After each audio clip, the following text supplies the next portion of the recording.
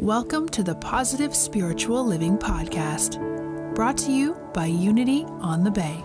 This is your positive path for spiritual living.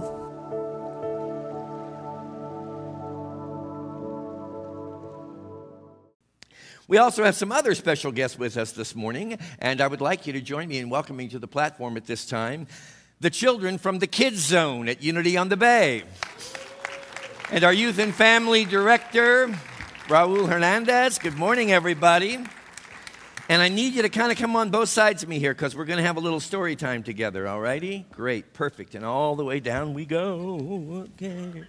Now, I'm going to read this story, but we all play a part, okay? You might not have realized this morning, but let me inform you of something, and that is that there is an imaginary line running directly down the center of this auditorium. Everyone on this side, congratulations, you're the most wonderful people on the planet. You're all very, very good, and we love you. Everybody on this side of the auditorium, I'm sorry to inform you that you're all very bad. That's okay, we don't judge here. We're just making it clear that you have a different role to play, okay? Here's the name of the game. When I give you the cue to say, that's good, everybody on this side and all of you up here on the platform with me, everybody on this side, we're going to say, that's good. We're going to practice right now together. I'll say it first. That's good. Now you say it with me. That's good. Now I really need you to invest yourself in this, okay? You got to feel really good about saying that's good. Are you ready? One more time. I'll say it first. That's good. That's good. Beautiful, beautiful. All right, sorry and forlorn souls over on this side of the room, we're going to say together, that's bad. Are you ready? That's bad, okay? That's good. A little bit more. That's good. That's bad. All right, be very convincing as I proceed, okay? Here's the story. One day, a little boy went to the zoo with his mother and father. They bought him a shiny red balloon. It lifted him high up into the sky. Wow! That's good. That's bad. The balloon drifted for miles and miles until it came to a hot, steamy jungle. It broke on the branch of a tall, prickly tree. Pop! That's bad. That's good. You're doing wonderful out there. The little boy fell into a muddy river. Splat! He climbed up onto a roly-poly hippopotamus and rode to shore. Giddy up! That's good. That's bad. 10 noisy baboons were squabbling in the grass by the river. They chased the little boy up a tree until he was out of breath. Pant, pant. A lot of enthusiasm out there this morning. The baboons wanted to play vine swing with the little boy. What fun! The little boy grabbed a vine and swung out of their reach. Whee! That's good. That's bad. The vine was a big, scary snake that wiggled and jiggled and hissed. That's bad. That's good. Good. The little boy lost his grip, whoops, and landed on the back of a giraffe. Hooray! The giraffe leaned over to drink some swampy water. Glug, glug. The little boy slid down its neck and fell into some quicksand next to an elephant. Slop. The elephant grabbed the little boy with its trunk and lifted him up, up, up onto its shoulders. Whoosh! The elephant thumped bumpily along to a grassy plain where it stopped to feed. The little boy climbed down its trunk and woke up a daddy lion snoring in the grass.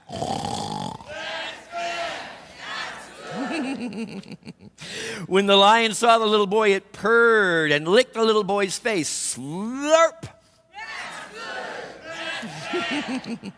The little boy got all wet and sticky yuck and ran deeper into the jungle. It was as dark as night. Whoa, and the little boy was afraid, and he started to cry. Boo-hoo! His tears made such a big puddle that a stork came along to have a drink. Sip! It picked up the little boy with its beak. Whoosh! The stork flew the little boy across the dark, windy sky. Flap, flap. The little boy thought he would never see his parents again. Sob. The stork knew where it was going. It took the little boy back to the zoo and dropped him into his parents' arms. Plop! The mother and father were so happy to see him, they gave him a big hug and a big kiss. Smack! That's good. That's actually great. Good story? You have this story? Oh. That didn't make any sense? You know, you're absolutely right. How can something be both good and both bad at the same time? It doesn't make sense, does it? Wise man right here.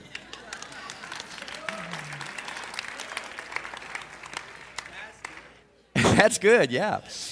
It doesn't make sense to our human understanding when we think about it. How can something be both good and bad at the same time?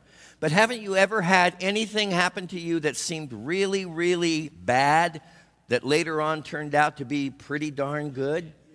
So the moral of the story is to be careful what it is that you're saying about what happens in your life and the people in your life, because you never know. Sometimes what seems very good is a little bit bad, and sometimes what seems a little bit bad is very, very good. Thank you so much for being with us this morning. Love and appreciate you.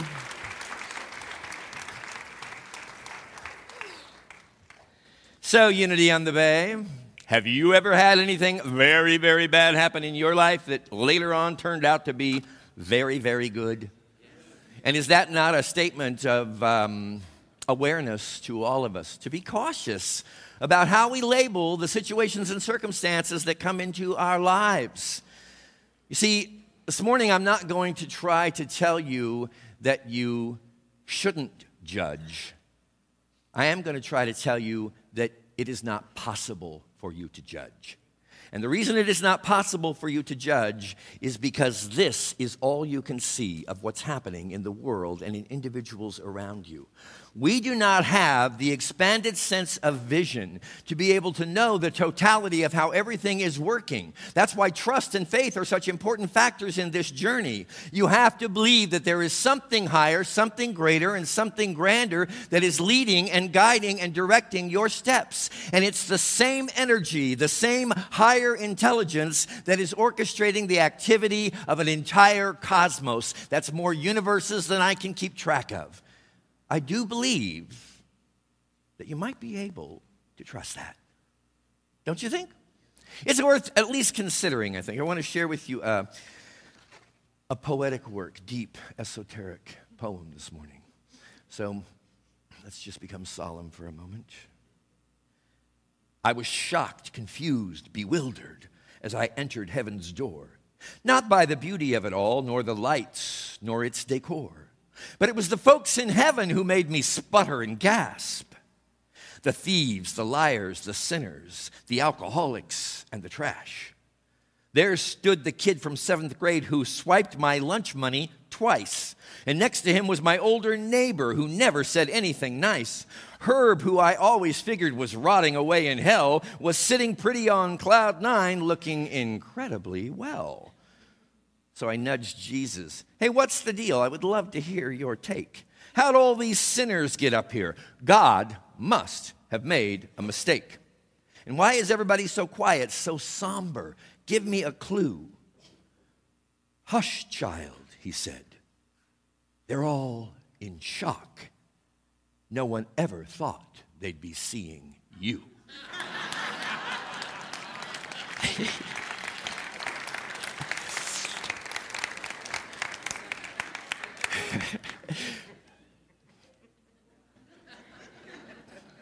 Tread carefully, my friends. You don't know what you're doing. You don't know what you're doing when you lay condemnatory judgment on people, on circumstances, on anybody or anything. We're simply not capable of judging. Somebody just yesterday told me, I'm going to start reading the Bible. And I said, well, start at the very beginning. And for me, the very beginning of the Bible is found in the book of Matthew. And if you don't get any further than the end of the Sermon on the Mount, you've got enough to keep you busy for the rest of your life. So I picked a couple of passages that are my favorites. You know this because I've referred to them before. The first one is in Matthew 7, the first and second verses. Judge not, that you not be judged. For with the judgment you pronounce, you will be judged. And the measure you give will be the measure you get. Now, to understand that completely, you have to remember that the world that you are perceiving with your five senses out here ever and always tells you a whole lot more about you than it does about anybody else. Because you are the one that is casting your projections, your ideas, and your interpretations and translations onto the people and circumstances that are a part of this experience. And that's why the moment you cast a judgment, especially anything of a condemnatory nature on anything out here, it is yourself, it is your own perception, your own understanding that you are casting the judgment upon. And then he goes on to say a little bit later in the same chapter, why do you see, and I have a love-hate relationship with this particular passage, why do you see the speck that is in your brother's eye, but you do not notice the log that is in your own eye? Or how can you say to your brother, let me take that speck out of your eye, when there is this log in your own eye? You hypocrite, first take the log out of your own eye, and then you can see clearly to take the speck out of your brother's eye. Now, let's be honest in the room this morning. How many of us have a tendency toward nitpicking? Oh, look what's wrong with him. Look what's wrong with her. Look what's wrong with them. Look what's wrong with everything. We're picking, you see, at little pieces of lint, while all the time we have this great barrier before our very own vision that prohibits us from being able to see anything. Many times when I've talked about judgment up here and I've used that scripture, I've had people in the foyer afterward that come up to me and say, do you really believe it is possible to live a life without judgment of any kind? How am I supposed to decide what time to get up, where to go, with whom I'm to meet? I have to exercise judgment, don't I? I went to the work of Charles Fillmore, who was the co-founder of the Unity movement that we are a part of. And I found some words that I had never found before in a book called The Revealing Word that I have read many, many times. And what I read, for the first time I was able to see it, and it's important to remember, my friends, you cannot see what you are not ready to hear. You cannot experience what you are not receptive to getting, all right? So you can read a book over and over and over again, and there'll be stuff in there you just won't see because you're not ready to receive it. So apparently I was ready to receive this for this morning's message when Charles Fillmore said, there is a difference between judgment, especially condemnatory judgment. There's a difference between that and what he referred to as spiritual understanding, which I will refer to as discernment this morning. Okay? Here's the thing. Judgment, and especially condemnatory judgment, is always a reaction on my part or your part to something that's going out here, on the panorama, on the screen of our lives. So it's prompted by reports that are received by your five senses. And you judge according to what your five senses are reporting to you. Spiritual discernment, on the other hand, has to do with going to the interior of your being. And from that place, asking for guidance in terms of how you're supposed to dance the dance of your life. One thing about discernment is that it never has anything to do with anybody but you. Discernment will tell you what step to take. Discernment will tell you what decision to make. But it won't find you out there telling everybody else what they should do, except to offer them the same invitation of discerning the steps that their lives need to take. You see, if each of us would just hone in on taking the steps that are ours to take, I guarantee you this intelligence that's guiding an entire universe will guide our steps. It will also guide everyone else's steps, but we may not step and we may not dance in the same way. Guess what? We're not supposed to. To each their own. Everyone receives discernment and acts accordingly from that discernment as a part of a grand orchestration, a symphony that is being played on life. The moment I tell you what part is yours to play, and certainly the moment that I begin to condemn you For the dance that you're dancing is the moment I need to go back to my spiritual discernment and get my dance steps down right here. I need to get the log out of my own eye before I start telling you how you need to make all these improvements, all these changes, all these differences in your life or in the world. It's a tough one, isn't it? Why? Because we have this kind of addiction, if we're really honest. It's like overwhelming, but I know what everyone should be doing. Really, can we be honest? I know. I certainly know what, like members of my immediate family, my friends, my coworkers, I know what you ought to be doing. I don't. It's none of my business. I need to be paying attention to what I am supposed to be doing here. And if I'm really giving that my wholehearted energy and awareness, then I'll be contributing in the way that the universal scheme of things is asking me to contribute, and so will you. Course in Miracles tells us this. And I read this to myself every morning. Sometimes I follow its instruction better than others. And anybody that knows me very well will know I have my good days, just like you, and I have my bad days. But of course, there is no good and there is no bad, right? Today, and just try this on. Today, I will judge nothing that occurs. I will be honest with myself today. I will not think that I already know what is beyond my human grasp. I will not think that I understand the whole from bits of my perception, which are all that I can see, and so I am relieved of judgments that I cannot make.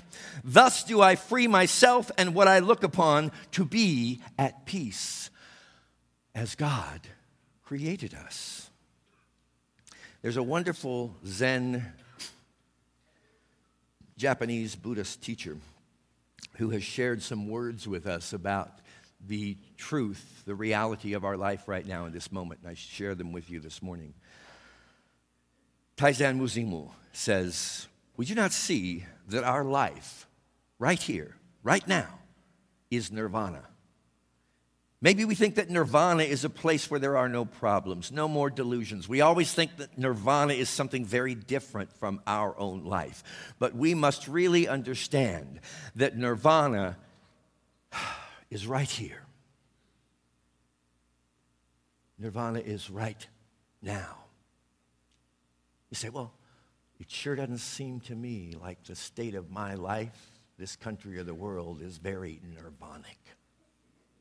My friends, there's only one reason that appears to be your experience, and that is because of the judgments that we must all take responsibility for, that we are placing before our eyes, regardless of whether or not we are capable and competent of judging ourselves, other people, the actions, the activities. We're out there picking and picking and picking in everybody's eyes when all the while we cannot see what is right in front of us, which is this log. Spiritual discernment calls you to remove the log before you do anything out here to help make this world a better place by trying to get what you perceive to be problems out of the way. Problems that are invested primarily in other people. That mentality is rooted in nothing less than victimization. And you, my friends, are not victims of anybody or anything. You are free, independent, spiritually liberated, individualized expressions of nothing less than the presence and the power of God. So this morning, my invitation to you is to drop the judgments, lay them down. On some level, you knew, and you know now, that you were never capable of making those judgments in the first place. You're going to have a great sense of relief when you stop and realize you have plenty to do by simply removing that log from your own eyes. God bless you.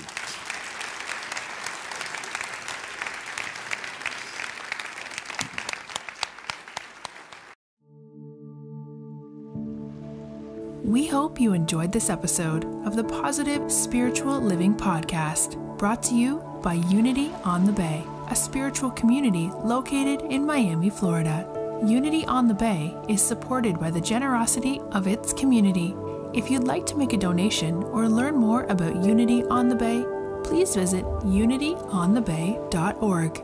You can also follow Unity on the Bay on Facebook, Instagram, and Twitter for even more positive spiritual inspiration. Until next time, thanks for listening and many blessings. Namaste.